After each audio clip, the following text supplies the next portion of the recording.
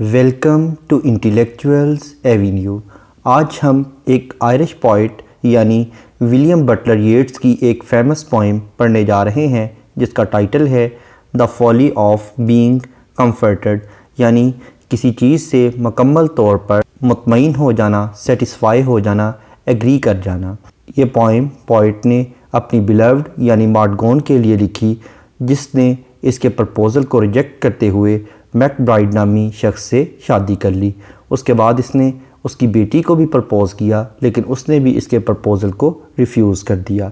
अब हम आते हैं इस पोइम के टेक्स्ट की जानिब। ये टोटल 14 लाइंस पर कंसिस्टेड पोइम है, जिसमें पोइट कहता है, one that is ever kind, एक ऐसा शख्स जो कि हमेशा मेरे साथ बहुत ज़्यादा मेहरबान रहा है, सेड येस्टरडे, उसने कल मुझे कहा।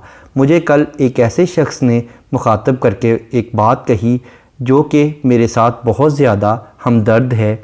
उसने कहा, आगे इन्वर्टेड कॉमास में उसके अल्फाज बयान कर रहा है कि मेरे दोस्त ने मुझे कहा, योर वेल बिलव्ड्स हेयर, यानी तुम्हारी जो महबूबा है यानी जो मार्गोन है उसके बाल हैज़ थ्रेड्स ऑफ ग्रे, वो सुरमई रंग के धागों की मानिंद होते जा रहे हैं, यानी तुम्हारी जो बिलव्ड यानी मार्गोन है उस पर बुढ़ापा तारी हो रहा है, उसके बाल सुरमई हो रहे हैं। And little shadows come about her eyes, और उसकी आँखों के गिर्द स्याह रंग के हल्के पड़ रहे हैं, यानी उसकी आइज़, उसकी आँखों के गिर्द डार्क सर्कल बन रहे हैं, यानी उस पर बुढ़ापा तारिया हो रहा है, उसकी आँखें अंदर को धंसती जा रही हैं।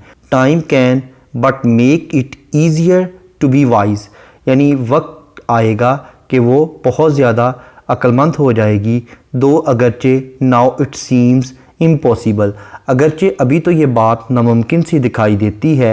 And so all that you need is patience, उस वक़्त जिस चीज़ की तुम्हें सबसे ज़्यादा ज़रूरत होगी वो सिर्फ़ सब्र ही होगा, क्योंकि तुमने जवानी, उसकी जवानी की खूबसूरती को देखते हुए गुजारी है।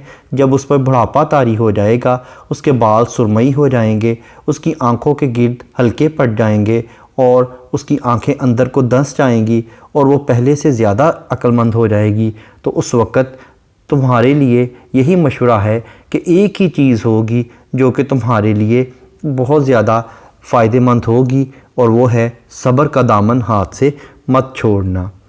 हार्ट क्राइज नो, उस पर W.B. येट्स रिस्पॉन्स देता है, वो कहता है, नहीं, मेरा दिल चिल्लाता है कि ऐसा नहीं होगा, बल्कि इसके बरक्स क्या होगा।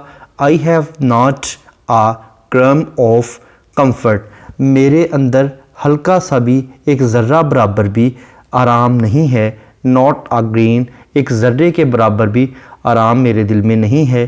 Time can but make her beauty over again, एक वक्त आएगा कि उसकी खूबसूरती पहले से भी ज़्यादा बढ़ जाएगी। बिकॉज, क्योंकि ऑफ दैट ग्रेट नोबलनेस, उसकी उस अच्छाई की वजह से, ऑफ हर्स यानी मार्गोन की जो अच्छाई है, उसकी जो नेक सीरत है, उसकी जो सिफत है, उस वजह से जैसे जैसे उस पर बुढ़ापा तारी होता जाएगा, उसकी नोबलनेस यानी उसकी जो आला सिफतें हैं वो परवान चढ़ती जाएंगी। यानी अगर उसका जिस्म बूढ़ा भी हो जाएगा तो इसके बावजूद उसका आला इखलाक और आला किरदार जवां होता चला जाएगा। The fire that stirs about her, और वो आग जो उसके अंदर भड़क रही है, व्हेन शी स्टर्स, जब वो आग उसके अंदर भड़कती है, बर्न्स बट मोर क्लियरली, तो वो उस चीज़ को जला देगी। यानी उसके अंदर की जो आग भी है, यानी जो उसके तकब्बर और गुरूर की आग है, या जो उसकी जवानी की आग है, वो उसके जिस्म की खूबसूरती को तो जलाकर राख कर सकती है, लेकिन उसकी जो अंदरूनी खूबसूरती है उसको कभी भी नहीं जला सकती, बल्कि वो वक्त गुजरने के साथ साथ उस अंदरूनी खूबसूरती मज़ीद परवान चढ़ती जाएगी। O she had not these ways, और उसके ये जो तौर तरीके हैं वो ऐसे नहीं रहेंगे। When all the wild summer was in her gaze, जब मैं उसको देखता था और उसके चेहरे पर मुझे एक गर्मी और हरारत महसूस होती थी, यानी मुझे मौसम गर्मा की सी हरारत उसके चेहरे पर महसूस होती थी, एक खूबसूरती महसूस होती थी। ये सारी चीज़ें उसके चेहरे से ख़त्म हो जाएंगी, लेकिन इसका मुझे कोई दुख नहीं है, क्योंकि उसकी जो अंदरूनी खूबसूरती है वो हमेशा बरकरार रहेगी, बल्कि वो वक्त के साथ साथ बढ़ती चली जाएगी। ओ हार्ट, ए दिल, if you would but turn her head, अगर उसने तुम्हारी तरफ अपना रुख फेर लिया, अगर उसने अपने सर को गर्दिश देकर तुम्हारी तरफ अपना मुंह कर लिया, तुम्हारी तरफ अपना चेहरा कर लिया, यू वुड नो, तो तुम जान जाओगे, the folly of being comforted, तो तुम सुकून और इत्मीनान की दौलत को हासिल कर लोगे। यानी बुढ़ापे की हालत में भी अगर मार्गोन ने अपना चेहरा मेरी तरफ कर लिया, अपना सर मेरी तरफ फेर लिया, तो फिर मेरा दिल मुतमईन हो जाएगा और मेरा दिल समझ जाएगा कि इत्मीनान किसे कहते हैं। यानी पॉइंट ये कहना चाहता है कि मैंने कभी भी मार्गोन की फ़िज़िकल ब्यूटी को फोकस ही नहीं किया, बल्कि मेरा कंसंट्रेशन उसकी इनर ब्यूटी की जानिब है। अगर उस पर बुढ़ापा आ भी गया और उसकी ज़ाहरी खूबसूरती, उसकी अपरेंट ब्यूटी अगर ख़त्म भी हो गई, तो उसकी जो इनर ब्यूटी है, जो इनर नोबलनेस है, वो तो मज़ीद जोबन पे आ जाएगी। तो मेरी मोहब्बत उससे है, इसलिए उसके फ़िज़िकल ओल्ड एज की मुझे कोई परवाह नहीं और वो मेरी मोहब्बत पर असरअंदाज भी नहीं हो सकती। इसी थीम को लेकर W.B. येट्स ने एक और पोइम भी लिखी जिसका टाइटल है when you are old. When you are old को डिटेल में समझने के लिए इसी चैनल पर W.B. येट्स की प्लेलिस्ट को विज़िट करें। इसके साथ साथ उस पोइम का लिंक नीचे डिस्क्रिप्शन बॉक्स में भी मौजूद है। इस पोइम का इंट्रोडक्शन, ग्लॉसरी, ट्रांसलेशन और एक्सप्लेनेशन को देखने के बाद अब हम आते हैं इस पोइम में यूज़ होने वाली फिगर्स ऑफ स्पीच और लिटरेरी टर्म्स की जानिब। सबसे पहले हम देखेंगे इस पोइम का मीटर। इस पोइम की ज़्यादातर लाइनों में आइम्बिक पेंटामीटर यूज़ किया गया है। उसके बाद इसकी जो राइम स्कीम है वो कपलेट्स की शक्ल में है, यानी A B B C C D D E E F F G G, यानी तमाम लाइंस दो दो की शक्ल में आपस में राइम्ड हैं। जैसा कि फ़र्स्ट लाइन को अगर हम देखें तो उसका लास्ट वर्ड है येस्टरडे और सेकंड लाइन का लास्ट वर्ड है ग्रे। Yesterday, grey. इसी तरह से eyes, wise, so, no, grain, again, hers, stirs, ways, gaze, head, comforted. Next है एलिट्रेशन। एलिट्रेशन का मतलब है बिगनिंग ऑफ टू और more than two words in the same line with the same letter, यानी दो या दो से ज़्यादा अल्फाज का एक ही लाइन में एक ही हरफ से शुरू होना। जैसा कि लाइन नंबर 2 में हेयर और हैज़, ये दोनों वर्ड्स एच लेटर से स्टार्ट हो रहे हैं। उसके बाद लाइन नंबर 7 में क्रम, कम्फर्ट, लाइन नंबर 8 में बट, ब्यूटी, लाइन नंबर 12 में वाइल्ड, वॉज।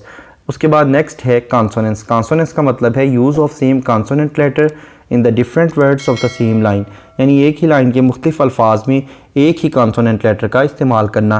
जैसा कि लाइन नंबर 1 में काइंड और सेड, इन दोनों वर्ड्स के एंड पर डी लेटर यूज़ हुआ है जो कि कॉन्सोनेंट लेटर है। उसके बाद लाइन नंबर 2 में योर, हेयर, लाइन नंबर 4 में बट, इट।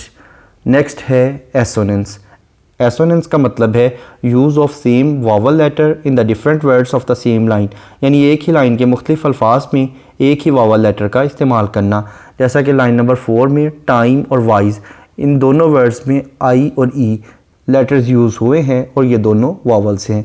उसके बाद लाइन नंबर 5 में इट, इम्पॉसिबल, लाइन नंबर 7 में नॉट, कम्फर्ट। नेक्स्ट है मेटाफर। मेटाफर का मतलब है किसी क्वालिटी की बेस पर किसी चीज़ को उससे बेटर या वर्स चीज़ डिक्लेयर करना।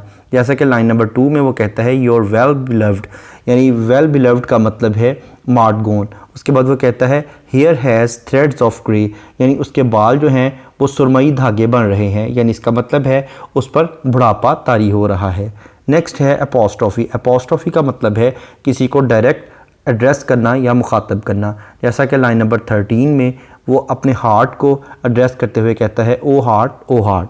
नेक्स्ट है हाइपरबोली। हाइपरबोली का मतलब है किसी चीज़ को अप्रिशिएट करने के लिए बहुत ज़्यादा एग्जैजरेशन से काम लेना, बहुत ज़्यादा मुबालगा आराई से काम लेना।